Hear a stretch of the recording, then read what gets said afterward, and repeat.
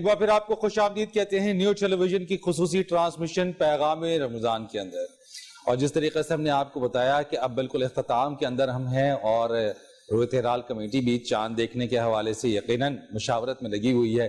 اس بات کا فیصلہ ہوتا ہے کہ چاند نظر آتا ہے یعنی کمیٹی اس بات کا فیصلہ کرے گی، لیکن مجموعی طور کے اوپر اپنی ٹرانسمیشن کو مزید آگے بڑھاتے ہیں. اور جس طریقے سے ہم نے آپ کو بتایا کہ اس سیگمنٹ کے اندر جب ہم آتے ہیں تو اس کے اندر ہوتا یہی ہے کہ ہم ایک موضوع کے اوپر اپنے علماء کرام سے بات کرتے ہیں اور اس کے اوپر ڈسکس کرتے ہیں. اور ایک بہت اہم موضوع ہے رمضان المبارک کے حوالے سے، اور اس موضوع کے حوالے سے یقینی طور کے اوپر بہت سارے لوگ سوال بھی کرتے ہیں، اور وہ بات ہے زکوٰۃ کے حوالے سے.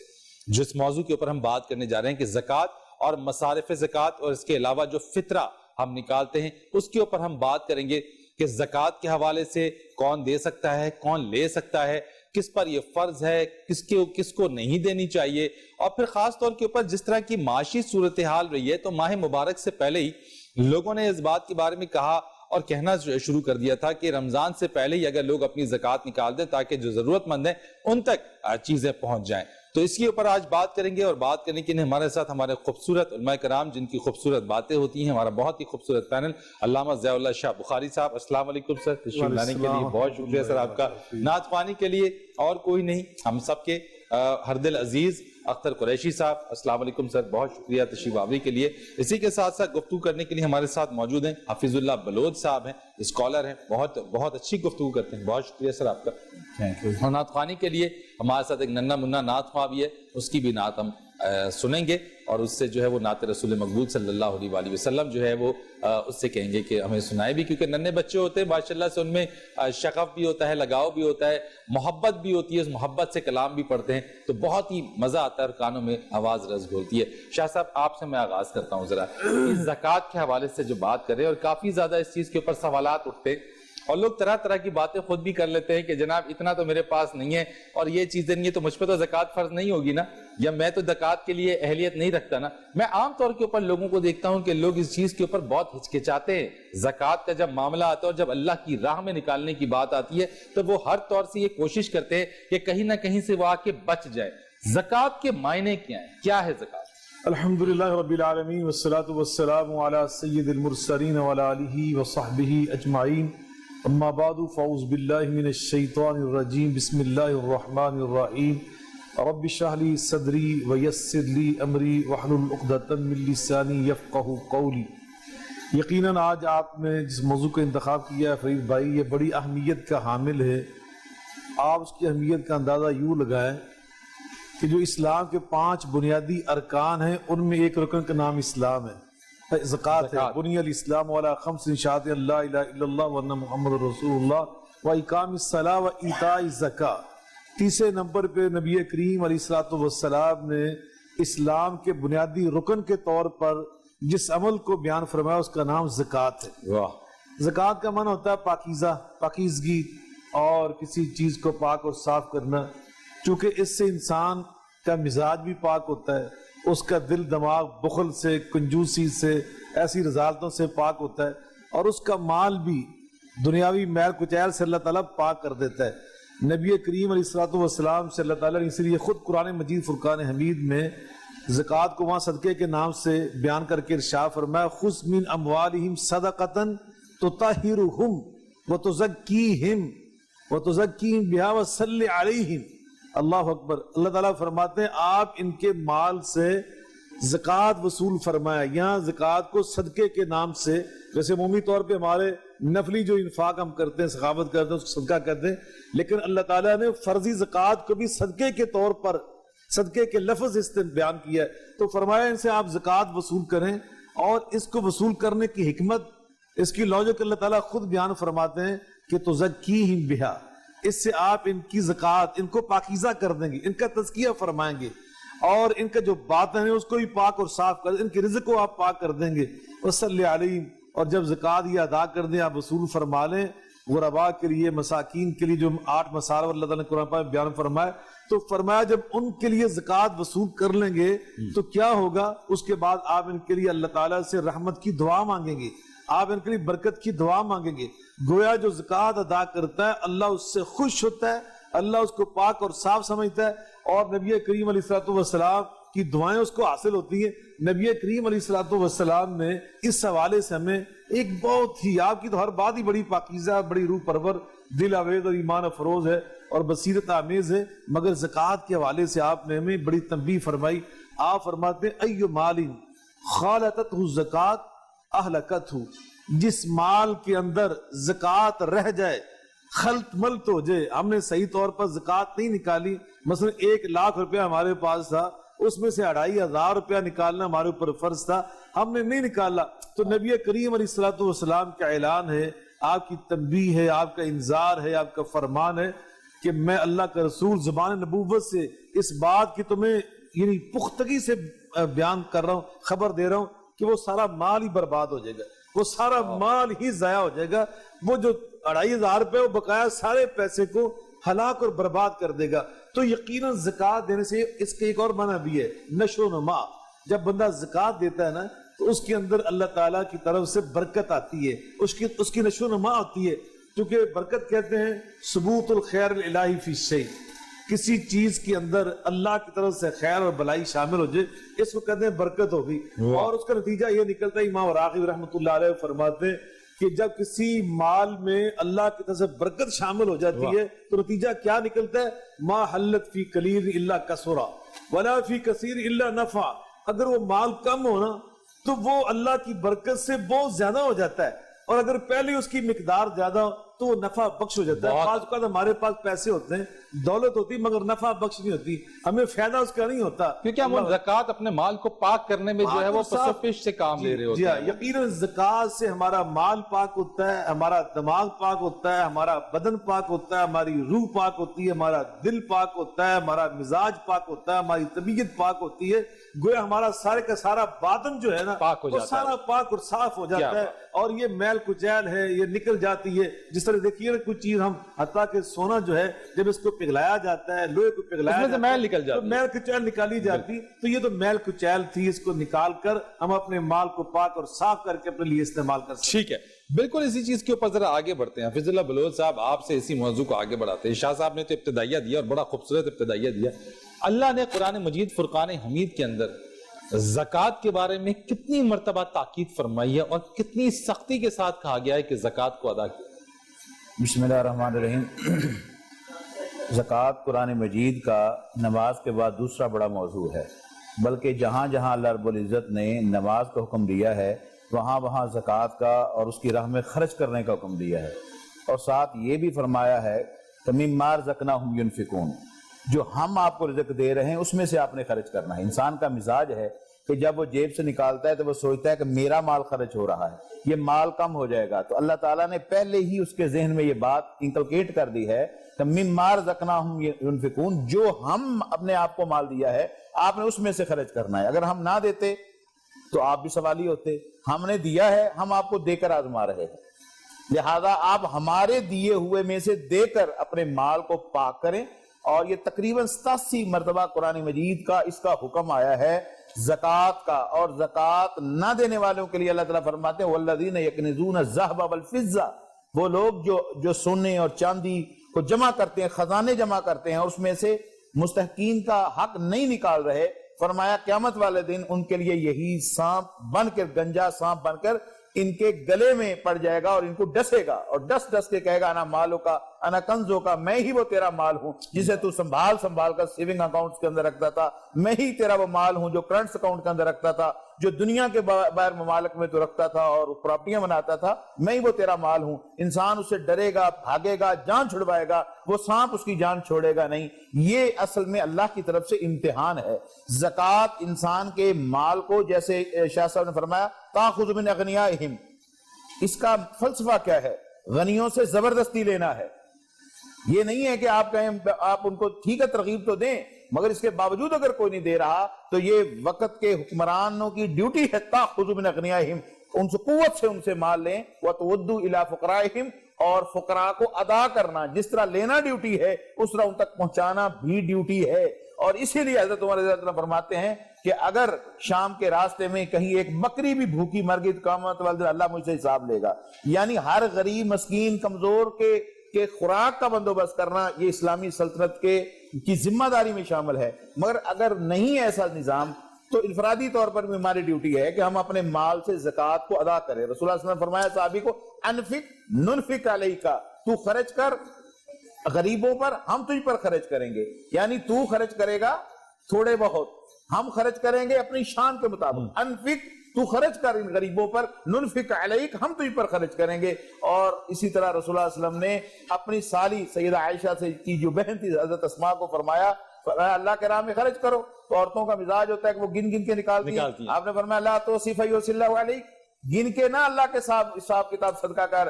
بے اللہ کے ساتھ تو گن کے کرے گی، وہ تیرے ساتھ گن کے دے گا. تو بے حساب دے، اللہ بھی بے حساب دے گا. اور ہم نے بہت سارے لوگوں کو دیکھا کہ وہ جب مانگنے والا کو آتا ہے تو جیب میں ہاتھ ڈالتے، جو آتا ہے وہ اٹھا کر دے دیتے ہیں. یہ اصل میں اس کا مزاج ہے زکوٰۃ کا. زکوٰۃ فرض ہے، جو صاحب نصاب ہے اس پر تو فرض ہے، اتنی تو آپ نے دینی ہی دینی ہے. صدقہ یہ ہے کہ آپ گاہے بگاہے آگے پیچھے دیتے رہیں، وہ مال کی صورت میں ہو، وہ علم کی صورت میں ہو، وہ علم کی صورت میں ہو، زبان کی صورت میں ہو. حتیٰ کہ رسول اللہ صلی اللہ علیہ وسلم نے فرمایا کھلی پیشانی سے کسی مسلمان کو مل لینا بھی صدقہ ہے.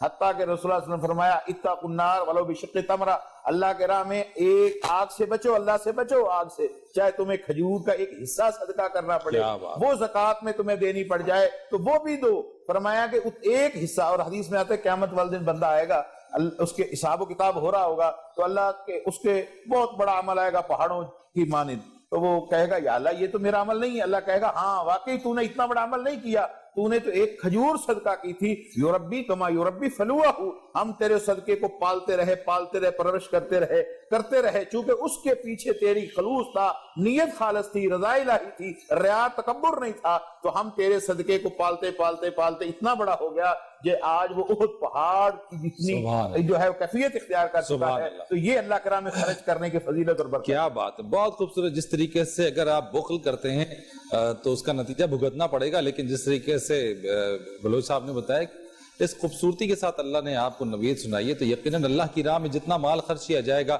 اتنا ہی مال پاک بھی ہوگا اور اتنا ہی زیادہ جو اس مال میں برکت بھی ہوگی. قریشی صاحب، نعت رسول مقبول صلی اللہ علیہ وآلہ وسلم ہم اس میں حصہ بناتے ہیں. چھوٹا ہمارے پاس ننھا منہ سا بچہ ہے، تو آپ کی اجازت سے اگر اس سے ایک چھوٹی سی چھوٹا سا کلام اس بچے سے چھوٹا سا سن لیں ذرا سا، پھر آپ کی طرف بھی آتے ہیں اور آپ سے ذرا خوبصورت سا کلام ہم سنیں گے ذرا سے. ہیں بیٹا ابو بکر، کیا سناؤ گے آپ ہمیں؟ نبی کا لب پر جو ذکر آیا. سنائیے. نبی کا لب پر جو ذکر ہے بے مثال آیا، کمال آیا، جو ہجر طیبہ میں یاد بن کر خیال آیا، کمال آیا. تیری دعا کی بدولت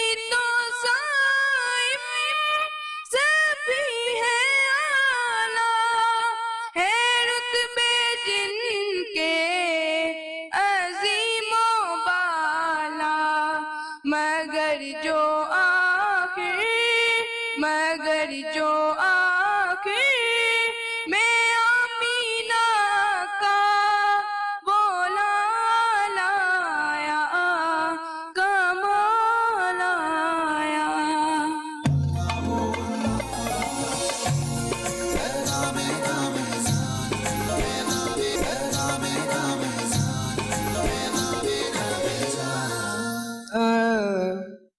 بلغ العلا بکمالہ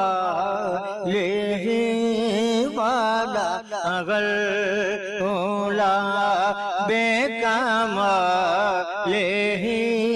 کشف الدجی بجمالہ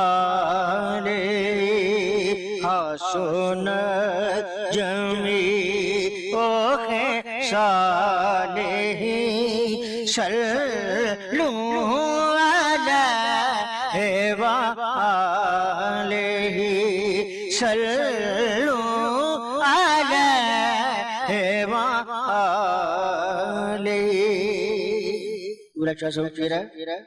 رخ مصطفیٰ وہ کتاب ہے، رخ مصطفیٰ کتاب ہے جو محبتوں کا نصاب ہے، جو محبتوں کا نصاب ہے.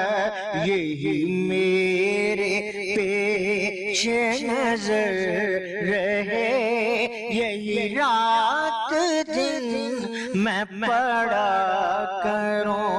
بلغ العلا بکمالہ کشف الدجی بجمالہ حسنت جمیع خصالہ صلوا علیہ وآلہ. ہاں جسے چاہا در پہ بلا لیا،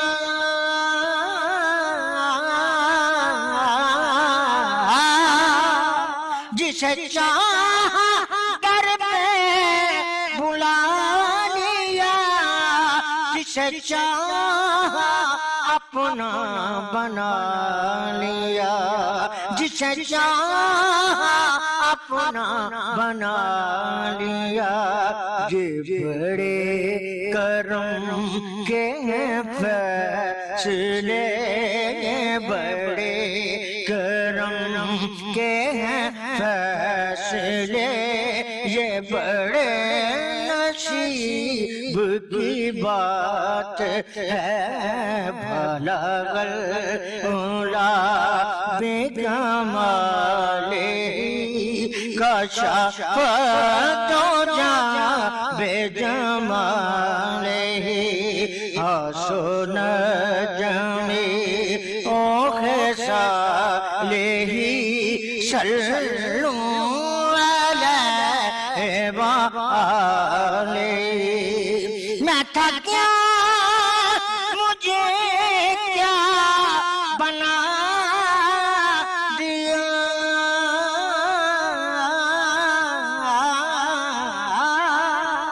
میں تھا کیا مجھے کیا بنا دیا، مجھے عشق احمد عطا کیا. ہو بلا حضور کی آل کا، ہو بلا حضور کی آل کا صلوا علیہ وآلہ.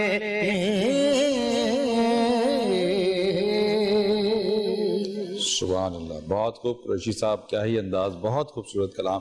بات کر رہے ہیں یہاں پہ زکوٰۃ کی، مصارف زکوٰۃ کے حوالے سے بھی، اور جس طریقے سے ہم نے کی ابتدائی اور اس کے بعد بھی کہ اللہ نے قرآن مجید فرقان حمید میں نماز کے ساتھ ساتھ زکوٰۃ ادا کرنے کی بھی سختی کے ساتھ تاکید کی گئی ہے۔ شاہ صاحب، کن لوگوں کے اوپر زکوٰۃ فرض ہے اور کس چیز پہ زکوٰۃ فرض ہے؟ وہ کون سے عوامل ہیں جن کے اوپر جو ہے وہ کسی بھی شخص کے اوپر زکوٰۃ فرض ہو جاتی ہے؟ دیکھیں، جو بھی مالدار ہے، کسی نوعیت کی بھی دولت، مال، نقد پیسوں کی شکل میں، سونا چاندی کی شکل میں، جانور مویشی کی شکل میں، جو کاروبار کے لیے پلاٹ خریدے جائیں ان کی شکل میں، جو گاڑیاں کاروبار کے لیے خریدتے ہیں، کاروبار کے لیے استعمال کے لیے، کسی لحاظ سے بھی کوئی پیسہ دولت ہمارے پاس ہو تو اس پر زکوٰۃ فرض ہے، اس سے ہم نے زکوٰۃ نکالنی ہے۔ اور 2.5% جس طرح ہم نے پہلے عرض کیا، ہر 100 2.5 جو اس میں سے ہم نے 2.5% نکالنی ہے۔ یہ تو بات سمجھنے کی ہے۔ دوسرا، اس میں ہمیشہ ہمارا ایمان ہونا چاہیے، یقین، یعنی پختہ نوعیت کا یقین، اس کو ایمان کہتے ہیں۔ وہ کیا ہے؟ یمحق اللہ الربا ویربی الصدقات۔ اللہ تعالیٰ فرماتے ہیں کہ سود کا جو کاروبار کیا جاتا ہے بظاہر اس میں پیسہ بڑھ رہا ہے، اور جب زکوٰۃ نکالی جا رہی ہے اس میں بظاہر پیسہ کم ہو رہا ہے۔ کہ مثلا ہم نے 1,00,000 روپے میں سے جب 2,500 روپے نکالے تو وہ تو کم ہوئے نا ہمارے پاس، لیکن یہ ظاہر ہے، لیکن اس کا باطن کیا ہے، اس کا رزلٹ کیا ہے، وہ اللہ تعالیٰ بیان کر رہے ہیں۔ فرمایا یمحق اللہ الربا ویربی الصدقات۔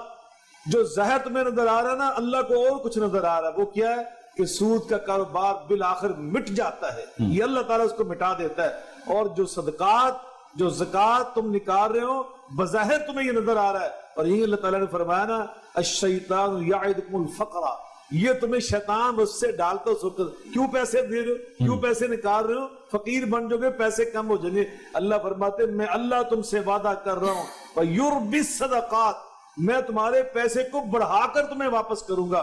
کتنا بڑھا کر؟ اللہ تعالیٰ خود قرآن مجید میں ارشاد فرماتے ہیں، مَثَلُ الَّذِينَ يُنْفِقُونَ أَمْوَالَهُمْ فِي سَبِيلِ اللَّهِ كَمَثَلِ حَبَّةٍ أَنبَتَتْ سَبْعَ سَنَابِلَ فِي كُلِّ سُنبُلَةٍ مِّائَةُ حَبَّةٍ وَاللَّهُ يُضَاعِفُ لِمَن يَشَاءُ وَاللَّهُ وَاسِعٌ عَلِيمٌ۔ فرمایا 1 روپیہ اللہ کی راہ میں خرچ کرو گے نا زکوٰۃ کی شکل میں، یہ نفلی صدقات، چونکہ ہماری گفتگو ہو رہی ہے فرضی زکوٰۃ کے اوپر، اس حوالے سے بات کروں گا، تو فرمایا اس پہ جب بات تم زکوٰۃ دو گے نا اللہ کی راہ میں اللہ تمہارے ساتھ یہ وعدہ کر رہا ہوں کہ میں اس کو 700 گنا 700 گنا زیادہ، واللہ یضاعف لمن یشاء، اور اللہ 700 کا بھی پابند نہیں ہے، فرمایا اللہ تو اس سے بھی زیادہ، اس سے بھی کئی گنا بڑھا کر تمہیں واپس کرے گا، تمہاری نیت کو دیکھ کر کہ اس وقت جب تم دے رہے تھے کہ تمہارے دل میں کوئی تردد تو نہیں تھا، کوئی تذبذب تو نہیں تھا، اگر یقین کامل تھا کہ میرے رازق نے، میرے رب نے مجھے فرمایا، اور کیا فرمایا ذرا کریمی اس کی دیکھو، پیسہ سارا اس کا، دولت اس کی،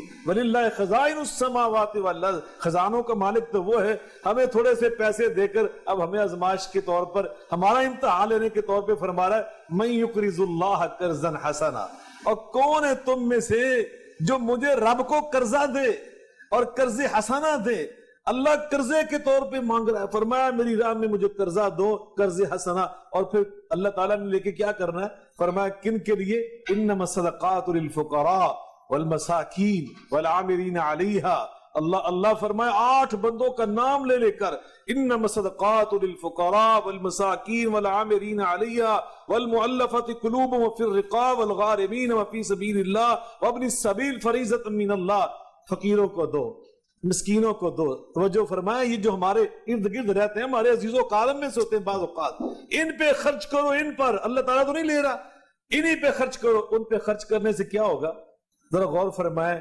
سنن ابن ماجہ کے اندر یہ روایت موجود، اگرچہ اس کی سند کچھ کمزور ہے لیکن معنی اس کا بالکل ٹھیک ہے، فرمایا السخی قریب من اللہ وقریب من الناس وقریب من الجنہ وبعید من النار، فرمایا جو سخی بندہ ہوتا ہے نا وہ اللہ کے بھی قریب ہو جاتا ہے اور اللہ کے بندوں کے بھی قریب ہو جاتا ہے۔ جب آپ کسی کا تعاون کریں گے تو آپ مجھے بتلائیں وہ آپ کو اپنا محسن سمجھیں گے، اپنا دشمن سمجھیں گے؟ جب آپ کو اپنا محسن سمجھ رہے ہیں تو آپ کے لیے دعائیں کریں گے، وہ آپ کی چیزوں کا پہرا دیں گے، وہ آپ کے بچوں کا خیال کریں گے، وہ آپ کا احترام اپنے دل میں محسوس کریں گے۔ تو جب بندہ زکوٰۃ دیتا ہے نا تو معاشرے میں اللہ اس کی ایک ساکھ پیدا کرتا ہے، اس کو ہر دل عزیز بناتا ہے، اس کی محبت اللہ سورہ مریم میں وعدہ کر رہے، سورہ مریم میں اللہ تعالیٰ فرماتے ہیں کہ جو ایمان لا کر پھر نیکیاں کرتے ہیں نا، یہ زکوٰۃ نیکی ہے، عمل صالح، فرمایا میں اللہ ان سے وعدہ کر رہا ہوں سَيَجْعَلُ لَهُمُ الرَّحْمَنُ وُدًّا، اللہ رحمان ان کی محبت اپنے بندوں کے دلوں میں پیدا کر دیتا ہے. فیوز لہ القبول فی الارض، اللہ ان کی قبولیت، ان کی ہر دل عزیزی اپنی روح زمین پر رکھ دیتا ہے. ہر بندہ اپنے دل میں ان کی کشش محسوس کرتا ہے، ان کی محبت محسوس کرتا ہے، اور پھر نتیجہ کیا نکلتا ہے. جیسے ابھی وہ بلوچ صاحب حدیث پاک پڑھ رہے تھے، میں دوبارہ اس کو دہراتا ہوں. نبی پاک نے حضرت معاذ بن جبل رضی اللہ تعالیٰ عنہ کو جب یمن بھیجا نا، ان کو فرمایا تؤخذ من اغنیائہم وترد علی فقرائہم، زکوٰۃ ان کے امیروں سے لو، غنیوں سے لو، اور انہی کے فقیروں پر، جو اس کے علاقے کے فقیر ہیں وہیں پہ خرچ کرو، تاکہ اس معاشرے کے اندر جو غربت ہے یہ ختم ہو جائے. کئی لا یکون دولۃ بین الاغنیاء منکم، یہ دولت کی گردش جو ہے نا، یہ سرمایہ دارانہ نظام نہیں ہے، یہ فطری نظام ہے. اس سے نتیجہ کیا نکلتا ہے؟ جب زکوٰۃ صحیح طور پہ نکالی جائے نا، میں فرید بھائی اللہ کی قسم اٹھا کے کہتا ہوں، میں چونکہ طالب علم آدمی ہوں، میں نے دنیا جہاں کی کئی یونیورسٹیوں میں پڑھا ہے، میں آپ کو پورے یقین سے یہ بات کہتا ہوں، میں نے یہ معاشیات کی جو نصاب اس کو پڑھا، میں نے غور سے دیکھا پڑھا. میں آج بھی آپ کو یقین دلاتا ہوں، اگر آج بھی نظام زکوٰۃ صرف پاکستان میں سارے ٹیکس ختم کر دیا جائے، صرف زکوٰۃ دے دے، صرف نظام عشر اور زکوٰۃ صحیح طور پہ نافذ ہو جائے، پاکستان سے غربت بھی ختم ہو جائے اور پاکستان کے سارے قرضے بھی اتر جائیں. میں پورے یقین سے آپ کو یہ بات کہہ رہا ہوں. نبی پاک نے فرمایا بشارت دیتے ہوئے کہ اگر میرا لایا وہ نظام معیشت اس کو دنیا میں نافذ کر دیا جائے، فرمایا میرے مدینہ کی ریاست میں نافذ ہو چکا ہے. ایک وقت آئے گا اس کی برکت سے کہ مدینے کے لوگ، میری ریاست کے لوگ، مالدار، وہ زکوٰۃ کا سونا لے کر ڈھونڈتے پھریں گے. وَلَا يَجِدُ أَحَدٌ مَّن يَأْكُلُهُ، انہیں زکوٰۃ لینے والا پھر کوئی نہیں ملے گا، سارے زکوٰۃ دینے والے. بڑی خوبصورت آپ نے بات کی شاہ صاحب کہ اگر صحیح انداز میں اگر اس کی ڈسٹریبیوشن ہو جائے تو لینے والا کوئی نہیں ہوگا. بلوچ صاحب یہ بات بہت خوبصورت ہے، لیکن اس چیز کے اندر یہ کہ ہم اس سچویشن کے اندر آپ کو لگتا ہے کہ ان تمام تر فیوز، برکات، انعام و اکرام کے باوجود بھی ہم لیت و لات سے کام لیتے ہیں زکوٰۃ دینے کے اندر، اور پھر اس چیز کے اندر ہے کہ ہم بہت سارے حجت لے کر آ جاتے ہیں کہ ہمارے اوپر یہ واجب نہیں ہے، لاگو نہیں. میں آپ ذرا اس میں بتا دیجئے گا کہ کتنے ٹائم تک آپ کے پاس وہ مال رہے تو آپ زکوٰۃ آپ کے اوپر فرض ہو جاتی ہے، اور پھر اگر کسی شخص کے پاس پیسے نہیں ہیں، کیش نہیں ہے، لیکن اس کے پاس پراپرٹی اتنی ہے، اس کے پاس سونا ہے، لیکن اگر وہ یہ عذر پیش کرے کہ میرے پاس کیش نہیں ہے لیکن میرے پاس یہ مال ہے یا سونا ہے اور اس پہ زکوٰۃ لگتی بھی ہے، تو کیا اس کو وہ بیچ کے زکوٰۃ ادا کرنی پڑے گی؟ دیکھیں جی، آپ نے بہت اچھا سوال کیا ہے. زکوٰۃ اس مال پر فرض ہے جو ایک سال آپ کے پاس، آپ کی تملیک میں ہے، ملکیت میں ہے، اور سال اس پر گزر جاتا ہے تو اس مال میں سے جو نصاب تک پہنچتا ہے اس پر 28% ہے. ٹھیک. اگر وہ کاروبار میں آپ نے انویسٹمنٹ اس کی ہوئی ہے تو وہ کاروبار کا جو مال ہے اس کا بھی آپ حساب سال کے بعد کر کے آپ 28% نکالیں گے. اسی طرح سونا اور چاندی ہے. مال سے مراد صرف ہارڈ کیش نہیں ہے، مال سے مراد آپ نے جو بھی انویسٹمنٹ کی ہے، کسی زمین کی صورت میں، دکان کی صورت میں، آپ کسی صورت میں، سوائے اس کے کہ جو دکان آپ کی ذاتی استعمال میں ہے آپ اس پر نہیں ہے. آپ نے کرائے کے مکان کے حوالے سے، کرائے کا مکان پر نہیں ہے، اس کے کرائے پر ہے. اگر وہ کرایہ آتا ہے اور خرچ ہو جاتا ہے تو پھر تو اس پر نہیں ہے. اور اگر وہ مال جو کرائے کی صورت میں آتا ہے اور آپ کے جو مال آپ کے پاس سیونگ میں ہے اس میں جمع ہوتا رہتا ہے، سال بھر جو بقایا بچا ہے، اور بقایا بچا ہے، جو خرچ ہو گیا ہو گیا، جو خرچ ہو گیا ہو گیا. اسلام بڑا آسانی کا دین ہے. لیکن بلوچ صاحب جو فرض کر لیں کہ جو بچ گیا وہ زکوٰۃ کی اس پیرامیٹر میں نہیں آتا کہ اتنے پیسے ہوں یا اتنا سونا اس پہ زکوٰۃ ہو، اب میرا پیسہ اس سے کم ہے تو کیا پھر بھی زکوٰۃ اس پر فرض ہوگی؟ پھر نہیں ہے. اگر اس نصاب کو وہ مال نہیں پہنچا تو اس پر فرض ہی نہیں ہے. یہ اللہ کا نظام بڑا آسان نظام ہے. اللہ تعالیٰ یہی چاہتا ہے کہ اس میں پھر زکوٰۃ تو فرض نہیں ہے، صدقات ہیں، وہ تھوڑا بہت آپ جتنا بھی کرتے رہیں وہ آپ کر سکتے ہیں. مگر اگر آپ صاحب نصاب ہیں اور پھر آپ مال لیت و لال سے کام لیتے ہیں، پھر آپ جو ہے وہ ڈرامہ کر کے، جس طرح کئی لوگ جو ہوتے ہیں جب زکوٰۃ سال آیا تو کچھ بیٹی کے نام کر دیا بظاہر، کچھ بیٹے کے نام کر دیا، یہ اللہ کو دھوکہ ہے. اللہ کو کوئی یخادعون اللہ والذین آمنوا وما یخدعون الا انفسهم، یہ اپنے نفسوں کو دھوکہ دے رہے ہیں، اللہ کو کوئی دھوکہ نہیں دے رہا. حضرت ابوبکر صدیق رضی اللہ تعالیٰ عنہ کے دور میں بہت سارے لوگوں نے زکوٰۃ سے انکار کر دیا کہ ہم اب زکوٰۃ نہیں دیں گے، اور حضرت عمر جیسے لوگوں نے بھی آپ کو کہا کہ امیر المومنین اگر وہ زکوٰۃ نہیں بھی دے رہے تو صبر کریں، کلمہ تو پڑھتے ہیں، نماز تو پڑھتے ہیں. حضرت ابوبکر صدیق رضی اللہ تعالیٰ نے ان کے لیے جہاد کا اعلان کیا، اور آپ نے فرمایا لو منعونی قالا لقاتلتهم على منعها، فرمایا کہ میں ان کے خلاف جہاد کروں گا جو رسول اللہ کے دور میں ایک اونٹنی کا گھٹنا باندھنے کے لیے رسی ادا کرتا تھا اور آج وہ رسی زکات سے روک رہا ہے تو ابو بکر اس کے خلاف جہاد کرے گا. مشورہ دیا گیا کہ بہت سارے لوگ جو ہے وہ زکات سے اگر انکاری ہو رہے ہیں, کئی اور مسائل پیدا ہو گئے حضرت ابو بکر کے سٹارٹ خلافت کے اندر, اور مدینہ کمزور ہو جائے گا, یہ ہو جائے گا. وہ فرمایا لو خطفت الکلاب والذئاب لنفذته كما امر به رسول اللہ صلی اللہ علیہ وسلم. فرمایا ابو بکر کی اگر جنگلی کتے آ کر مدینے میں ابو بکر کی لاش کو بھمبور ڈال لیں اور ٹکڑے اور بوٹیاں کر دیں, یہ تو ابو بکر قبول ہے. مگر جو زکوٰۃ میں رسی بھی دیتا تھا نبی کے دور میں, اور آج ابو بکر کے خزانے میں نہیں آئے گی جو بیت المال کا ہے, تو ابو بکر اس کے خلاف جہاد کرے گا. تو ابو بکر صدیق نے اس اسلام کے تیسرے فریضے کے لیے اتنا بڑا انیشیٹو لے کر اس عمل کو زندہ رکھا, اور یہی وجہ ہے کہ آج تک عشر اور زکوٰۃ کی صورت میں جو ہمارے اس نظام کے اندر ابھی بھی کچھ شامل ہے, اگرچہ یہ پوری طرح اگر نافذ ہو جائے, کسی ٹیکس کی حقیقت میں کوئی ضرورت نہیں, اس سے بڑا کوئی ٹیکس نہیں کہ یہ لوگ والنٹرلی ادا کریں گے, لوگ خوشی سے رضاکارانہ ادا کریں گے. ہر کوئی چاہے گا کہ اس کے ارد گرد لوگوں پر خرچ ہو, ہر کوئی چاہے گا. اور اس طرح اس سے حالات میں جب کرونا شروع میں آیا, بہت سارے لوگوں نے خرچ کیا اور ہم نے ترغیب بھی دی, بہت سارے علماء نے, چینلز نے بہت اچھا یہ کام کیا. مقصد غربار مساکین کی مدد تھا. اور یہ صدقہ فطر کیا ہے, آپ دیکھیں نا ذرا اس کا فلسفہ کیا ہے. صدقہ فطر, آپ نے روزے رکھے, سحریاں کی, افطاریاں کی, قرآن پڑھا, زکوٰۃ دی, صدقات دی, سارا کچھ کرنے کے بعد اب یہ کلائمیکس ہے اس رمضان کا, آخری عشرہ کلائمیکس ہے. اس میں لیلۃ القدر آ گئی, اس کے اندر جو ہے صدقہ فطر آ گیا, اس کے اندر قرآن کی تکمیل آ گئی, قرآن کے نزول کی رات آ گئی. فطر پھر کیوں فرض ہے؟ صدقہ فطر پھر بھی فرض ہے کس پر؟ روزے داروں پر. غریب روزے دار ہو, امیر روزے دار ہو, بچہ ہو, غلام ہو, آپ کے گھر میں مہمان آ گیا اس سے پہلے تو گھر والے پر فرض ہے کہ وہ اس کا بھی صدقہ فطر ادا کرے گا. مہمان کا صدقہ فطر بھی گھر کے مالک پر ذمہ ہے. مقصد کیا ہے؟ غربا کو کھانا کھلانا, غربا کو کپڑے پہنانا, عید کی خوشیوں میں اپنے ساتھ شامل کرنا, ان کو اپنے ساتھ برابر کھڑا کرنا. اگر نماز میں سب برابر ہو سکتے ہیں تو کپڑے اور جوتے اور کھانے اور پینے اور خوشیوں میں برابر کیوں نہیں ہو سکتے؟ اسلام نام ہی خوشی کا ہے, اسلام نام ہی سلامتی کا ہے, اور خرچ کرنے والی سب سے پہلے ترغیب ہی خرچ کی ہے. اور جہاں آپ قرآن کی پہلی سورہ بقرہ کی جو پہلی 5 آیات ہیں, وہاں خرچ کرنے کی ترغیب وہیں سٹارٹ سے ہو جاتی. ذالک الکتاب لا ریب فیہ, یہاں سے شروع ہوتے ہی آگے ساتھ ہی شروع ہو جاتی ہے. مال کے اور مال کا خرچ کرنا یہاں سے شروع ہوتا ہے. اور 87 بار زکوٰۃ فرض کا حکم قرآن میں آتا ہے, اور صدقات کا تو اس سے اتنا زیادہ آگے ہے کہ قرآن مجید میں آتا ہے کہ جب بندہ مر جائے گا, ایک تو یہ بھی آتا ہے کہ مرنے سے پہلے وہ مہلت مانگے گا, یا اللہ مہلت دے دے, لأصدق وأکن من الصالحین. اور ایک یہ کہ مرنے کے بعد بھی خواہش کرے گا, یا اللہ تھوڑی سی مہلت دے دے, صدقہ کر کے آ جاؤں اور تیرے نیک بندوں میں شامل ہو جاؤں.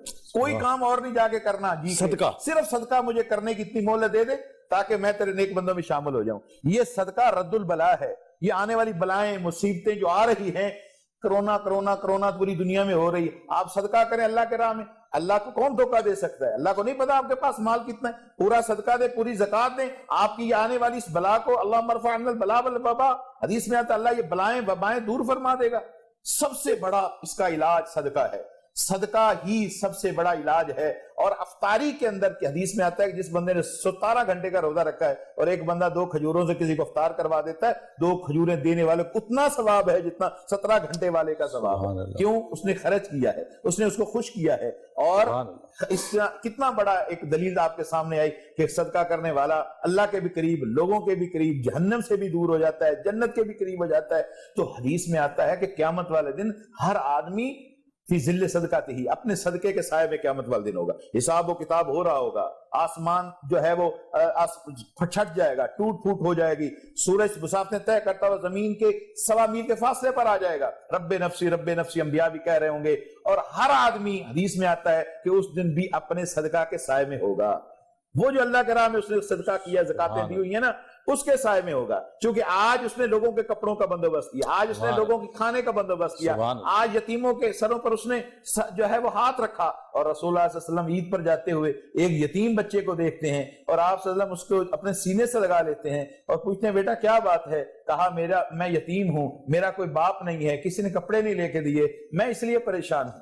نبی کریم صلی اللہ علیہ وسلم واپس اس کو گھر لے آتے ہیں اور آپ نے فرمایا کہ کیا تو پسند کرتا ہے کہ عائشہ تیری ماں ہو اور محمد تیرا باپ ہو؟ سبحان اللہ. اور آپ گھر میں لا کے اس کو اپنے کپڑے جوتے کا بندوبست کر کے پھر آپ واپس چلے جاتے ہیں، پھر آپ عید پڑھاتے ہیں، اور یہ ترغیب دیتے ہیں پوری انسانیت کو، ماننے والوں کو قیامت تک کے لیے کہ عید اس کی ہے، لیس العید لمن لبس الجدید انما العید لمن خاف وعید، عید اس کی نہیں ہے جس نے صرف صاف کپڑے پہن لیے، اور ہم تو اچھے بلوچ جوتے صاحب پہن عید لیے، عید اس کی ہے جو اللہ سے گناہوں سے ڈر گیا، تابعداری ہوگی اور یتامہ اور مساکین کو سینے سے لگا لیا۔ بلوچ صاحب ہم تو عید کے لیے کرتے ہیں کہ کوئی اگر غریب غربا مساکین اگر کوئی ہمیں نظر بھی آ جاتا ہے، کوئی کر بھی لے، تو ہم رکتے اس لیے نہیں ہے کیونکہ ہم کہتے ہیں جناب رستے سے ہٹو، ہماری عید کی نماز جاری ہے۔ ہمارے دل میں ڈر یہ ہوتا ہے کہ عید کی نماز نہ نکل جائے، باقی معاملات تو چلو ساری چیزیں سائیڈ پہ، پہلے عید کی نماز پڑھیں گے۔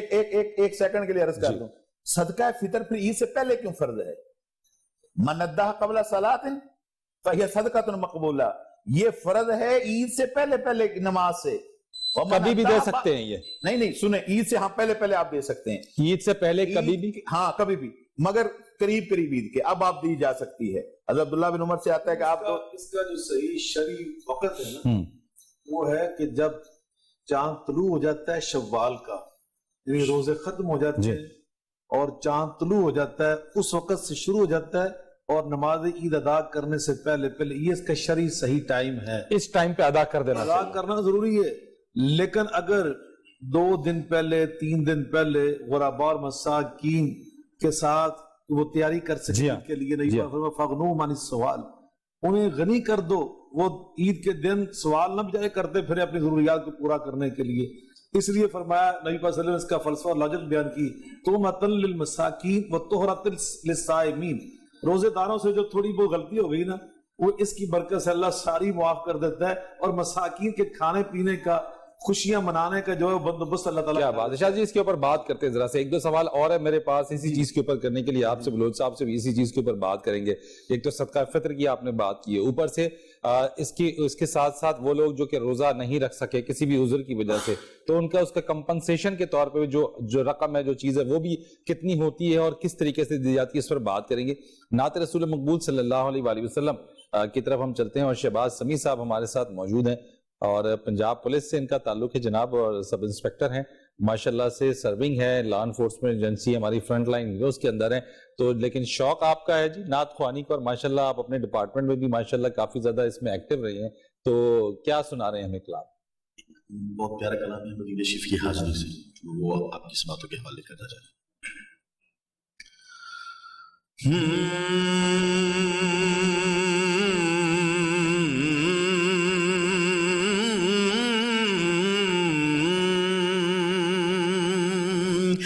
گنبد خضرا کے دامن کی ہوا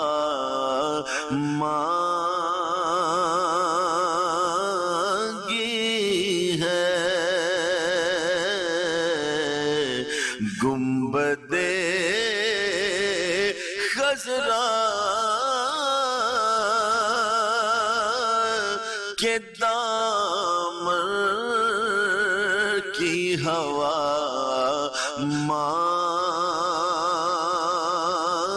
مانگی ہے، گنبد خضرا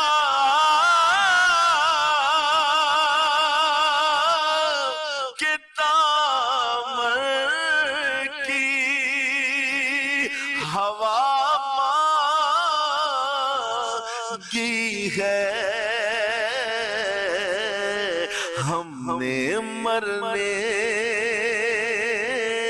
کی مدینے میں دعا مانگی ہے، ہم نے مرنے کی مدینے میں دعا مانگی ہے،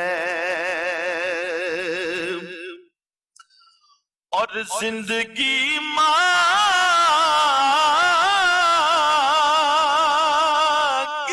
کسی نے تو کسی نے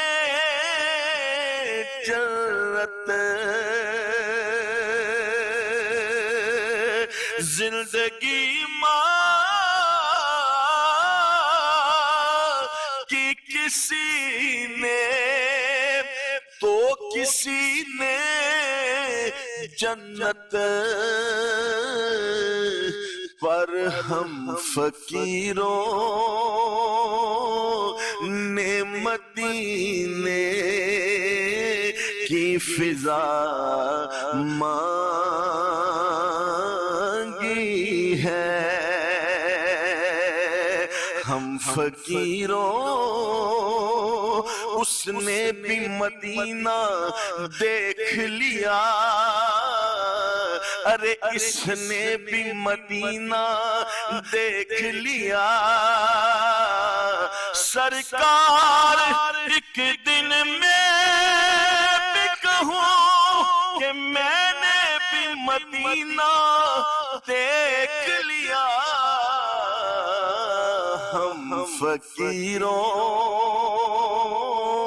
نے مدینے کی فضا مانگی ہے اور قابل غور شعر ہے کہ درد بھڑکا نہیں مٹ جاتا ہے عشرت ان کا درد بھڑکا نہیں مٹ جاتا ہے عشرت ان کا کہ جس نے سرکار مدینہ سے شفا مانگی ہے جس نے سرکار مدینہ سے شفا مانگی